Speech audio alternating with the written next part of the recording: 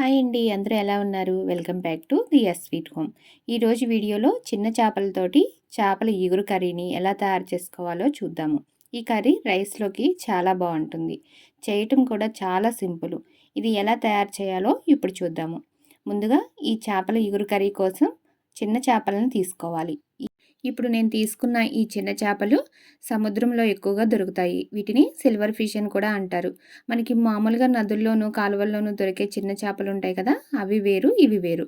ఇప్పుడు వీటిని శుభ్రంగా ఉప్పు పసుపు వేసి ఒక 2-3 సార్లు శుభ్రంగా నీళ్ళతో కడిగి తీసుకోవాలి. ఆ తర్వాత ఈ చేపల్ని పక్కన పెట్టేసుకుని ఇప్పుడు స్టవ్ వెలిగించుకొని ఒక కడాయి పెట్టుకొని అందులోకి 3 టేబుల్ స్పూన్స్ ఆయిల్ వేసుకోవాలి. ఆయిల్ వేడయిన తర్వాత సన్నగా కట్ చేసుకున్న ఒక పెద్ద ఉల్లిపాయ, అలాగే 3 లేదా 4 పచ్చిమిరపకాయ చీలికల్ని ఇలా కట్ చేసి వేసుకోవాలి. ఇవి వేసిన తర్వాత ఇందులోకి మీ దగ్గర ఉల్లికాడలు ఉంటే కనుక తప్పనిసరిగా ఉల్లికాడలు వేసుకోండి. ఇవి వేసుకోవడం వల్ల కర్రీ టేస్ట్ అనేది చాలా బాగుంటుంది. ఇవన్నీ వేసిన తర్వాత ఇలా కలుపుకుంటూ వేయించుకోవాలి. మీరు ఈ ఉల్లిపాయలు త్వరగా వేగాలి అంటే కనుక ఇందులోకి కొంచెం ఉప్పు వేసి వేయించుకున్నారు అంటే మనకి ఉల్లిపాయలు అనేవి చాలా త్వరగా మగ్గిపోతాయి. ఉల్లిపాయలు సగం వేగిన తర్వాత ఇందులోకి ఫ్రెష్గా నూరుకున్న అల్లం వెల్లుల్లి పేస్టు 1 స్పూన్ వేసుకోవాలి. ఈ అల్లం వెల్లుల్లి పేస్ట్ వేసిన తర్వాత అల్లం వెల్లుల్లి పేస్టు, ఉల్లిపాయలు ఇవి 2 గోల్డెన్ కలర్ వచ్చేంత వరకు ఇలా కలుపుకుంటూ వేయించుకోవాలి. అల్లం వెల్లుల్లి పేస్టు సరిగా వేగలేదు అంటే కనుక పచ్చివాసన వస్తుంది, కర్రీ టేస్ట్ కూడా సరిగా బాగుండదు.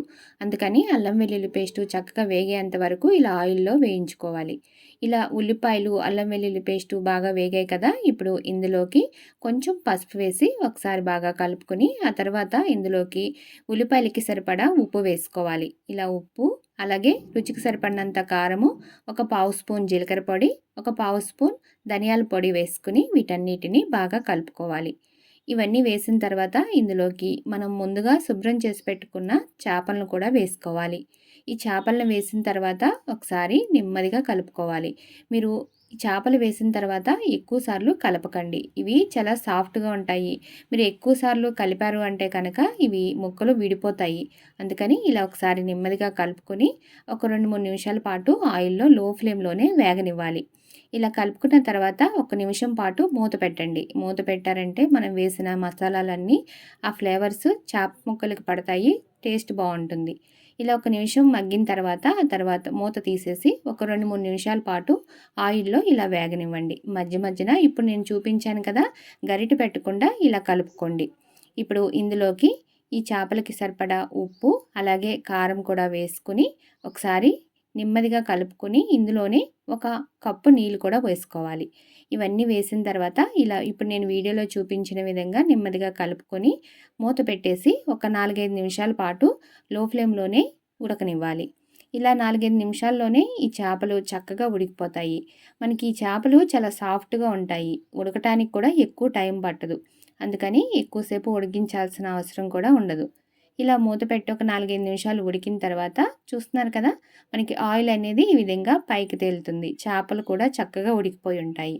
ఇప్పుడు ఫైనల్గా కొంచెం గరం మసాలా వేసుకుని ఆ తర్వాత కట్ చేసిన కొత్తిమీర, అలాగే ఉల్లికాడలు కూడా వేసుకుని నెమ్మదిగా ఒకసారి కలుపుకుని మూత పెట్టి 1 నిమిషం పాటు మగ్గనిచ్చి స్టవ్ ఆఫ్ చేసేసుకోవడమే.